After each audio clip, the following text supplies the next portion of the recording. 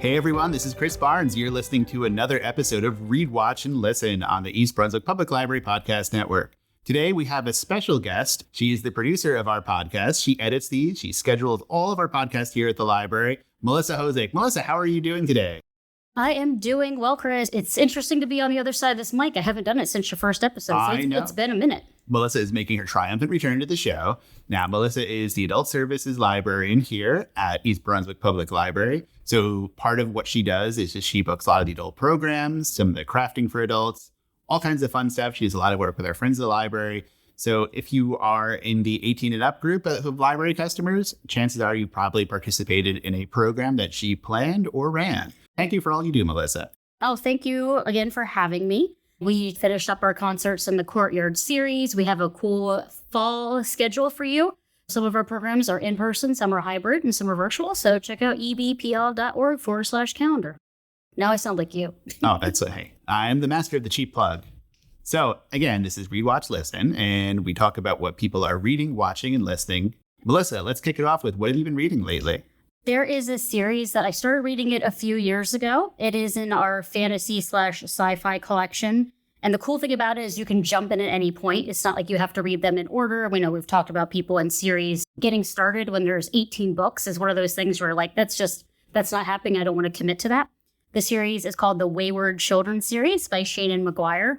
They're actually shorter. They're more novella lengths, which is kind of nice when you need a break from something that's a little bit more dense.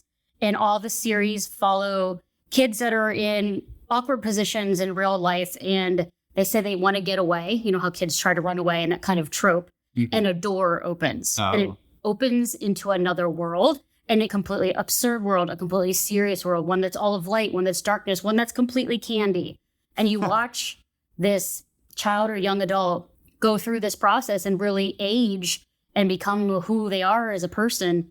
And then they get thrown back into the original world and have to learn how to adapt, missing all those things and growing up in those worlds and the freedom there was compared to, typical constraints in our current world. And it's really a cool allegory of dealing with things and kids' imaginations and kind of longing for things. The most recent one I read is called Lost in the Moment and Found.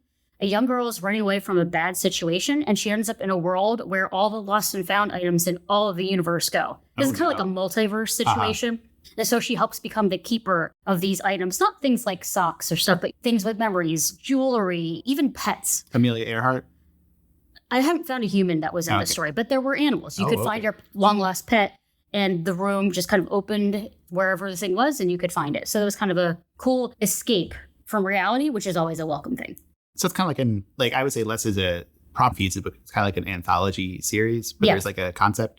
Yeah, so the kids all end up in this basically home for wayward children. The woman who runs it went through one of those doors. Gotcha. So she's the only one who can understand that world. And these parents that have these kids are like, these kids, I can't deal with them.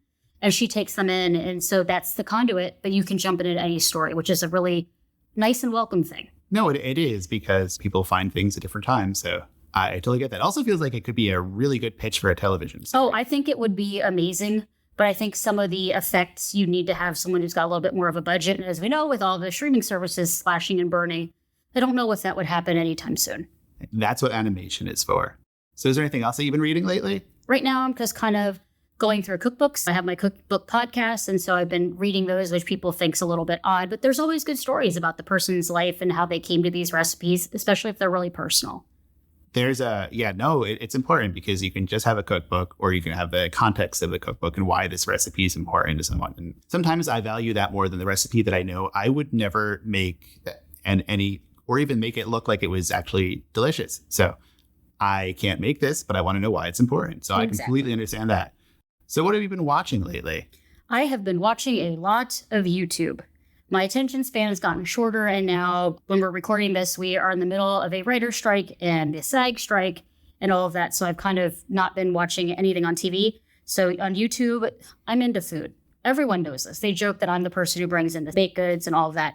As a coworker of Melissa, I can completely vouch for this. There are several times that I come in making brownies from the box and feel very proud of myself. And then I see Melissa's made some sort of 17,000 step 4 nights of baking and cooking and this, that, and the other, flan cheesecake with homemade sprinkles on it. And I'm like, nobody's going to want my brownies. I'm just going to eat these in my car and pretend they didn't come in today. Box brownies are a lovely thing.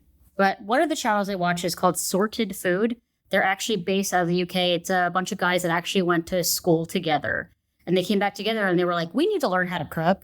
We don't want to live off of ramen and chip shops and all that. So they taught themselves to cook. One of the gang went to culinary school. And so they joke about chefs versus normals, learning how to taste things and learning how to cook and do things. And just also doing what they call a pass it on competition where they have no recipe. So there's a theme. One person starts it and after 10 minutes, they have to trade it to the next person. And I will tell you, it somehow works in the end, but in the middle, you're like, this is going to be the most disgusting thing, but they pull it out and it's fun to watch. So it's not really competition, but you still get that kind of energy of it. So you're not stressed like watching someone, are they going to win the next whatever chef? This is a little bit more fun and social.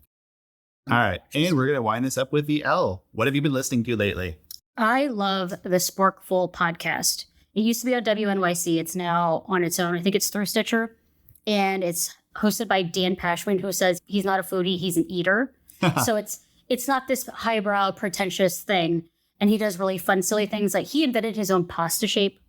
Melissa has talked about this pasta shape for years and the importance of it. So it is amazing. It's called Cascatelli. But anyway, he wanted to invent the perfect pasta shape. And it started with an argument of him saying bucatini is horrible.